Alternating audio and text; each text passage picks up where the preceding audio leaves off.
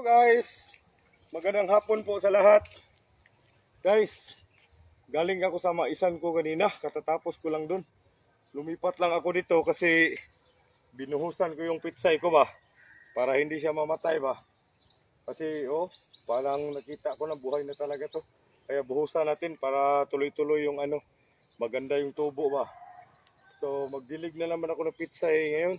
So tingnan mo yung damit ko guys. Tingnan mo yung pawis ko doon sa maisan ko. Grabe Grabe pag piniga mo tong damit ko, makikita nyo. Pigain natin na. Pawis lang to guys. Ito yung pawis ng pagsisikap. Tingnan nyo. Oh. Oh. Oh. Kulay kulay itim kasi may mga alikabok ba